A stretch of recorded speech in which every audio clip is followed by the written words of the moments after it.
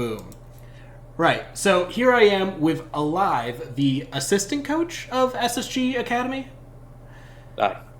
All right. And so I guess I want to start off with how you joined SSG Academy, because we heard from Velocity when I interviewed him, kind of like, how he went for the spot and then he didn't get it, but he mentioned it to you, and now you're here. But like from your perspective, how did you get here? Yeah, no. So I met David a wee while ago through one of his old players, one of my good friends. Yeah. Um, so for the past wee while, he'd been like talking to me and helping me with things. And at the time, because I was working so much, I was just an external analyst at my Mm. last team. Um, so he was just helping me with things for once I'd moved on from that, Yeah. moving back into coaching and stuff. And then he trialed Velocity as an analyst, but I guess that wasn't a good fit, or however that was. Yep. And turned around and went, well, I need an assistant coach more at this point, just with the development, because I felt like there was no real point just from myself diving into numbers and stuff when we're trying to develop like team cohesion and trigger calls and all of that stuff from the ground up, because the roster was pretty damn new. Yeah. So then I trialed for a week, got fuck all sleep for that week. Sorry, I'm allowed to swear. Yeah. Yeah. I don't care. Okay, good. Like, Yeah, I got fuck all sleep for that week, and then got it, and so yeah, here I am.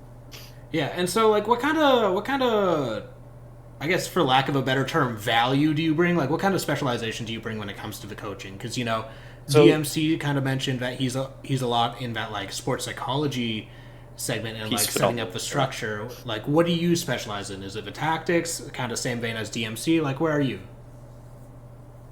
So my main focus, especially my last team coming into this team, is sorry, I burped. Is No tactical worries. breakdowns of opposition. Mm. I think my first time in a call as part of SSGA was me and David sitting down trying to break down Decimate. Okay. So that's my background. It's very tactical. It's very strategical. It's very, what do we need to change to beat them? How are they going to change to us? Yeah. Um, Obviously, I'm learning about the sports psychology from David, and Yeah. Yeah. it's a lot to learn. But we're getting there. Yeah, and like I know at the time there was during Element 2 there was talk about like how the Space Station main team and Callout were being a bit more hands-on with this version of Space Station Academy. Obviously, SI is just around the corner. I'm assuming that probably tapered off just because they got to prepare. But like, what kind of with Element done? What kind of drills or feedback or input did Callout and the main Space Station roster kind of have with your I team with mean, the SSG Academy? yeah, no. So Call Out still stayed pretty involved actually. Okay. We had a group call with him last week talking about some things that he thought would help us and how we did that. I've got a meeting with him and Mango later in the week talking Okay. about adaptation things and how they prepare and stuff like that. So they're still fairly involved, and we scrim them. I think it's about once a week in like Oh. practice game days, because they know we'll kind of show some different things and really just like stress test certain things for them. Yeah. Um, so yeah, it was still pretty damn involved. I think they'll go down to Brazil, but the Oh, minute is still hold on, you're cutting pretty off. involved. Sorry, can you repeat the last bit? You cut off for a little bit. What was the last thing you heard? Was it just Uh, Something about going to Brazil, and yeah? then No, it it started getting should buggy. taper off. It should taper off when they go down to Brazil, but for now it's still fairly involved. Okay. And then, kind of switching gears, I do want to talk about Element 2 because that did finish, and you guys did place top four, and you had a Yeah. barn burner against the winners of Envy. Like, with Element 2 and a few weeks in between, how did this event go, and, like, how do you think you guys did? I mean, it's been rinsed to death. Everybody predicts us to go 1-3 and Yeah. all of that stuff. So genuinely, even just straight after it, like in that call, I mean, it hurt, but it was always just super proud of the boys and the development they've made. Looking back and looking through that Envy game, we definitely gave them some things. Yeah. Certainly in the call, we were getting a wee bit overstimulated, I guess, over aroused. I think would be the word you would go for. And we knew they would going in. They would give Aimkey and Winstonville a hard time just with their play style. Yeah. And then by map three, I think it maybe had got to a couple of the players a wee bit. They were trying to force things a wee bit. Yeah. Um, But no, I feel like 8 out of 10 times we played that roster, and with that preparation we had, we should have beaten them. But unfortunately, it Yeah, didn't really go that way. just roll of the dice at that point. And you know, one thing that was mentioned a lot on the desks was that Space Station had a very slow and very low success rate attacking side. What was going on there? Was it just like a little too in the weeds of the tactics? Was it people are being a little too hesitant, or we're not setting them up right? Like, what was leading to this struggling attack half? Because you look at it, and especially in that Envy game, you win one or two attacks, and all of a sudden, this is a completely different story, right? Yeah, I felt like at the time we didn't fully have a full cohesive, like everybody on the same page and that type of thing. We knew we wanted to go for this slow build into the round and find the gaps and type of things, but Right. it wasn't always on the same page when it needed to be.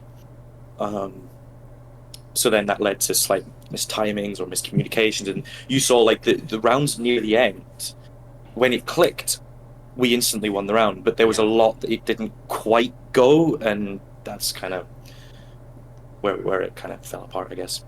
Right. And so SSGA, obviously a long term project. The main team is very involved here and kind of wanting to see the development, wanting to grow both the players and you yourself as like the coaching staff. Hmm. What is next for this roster?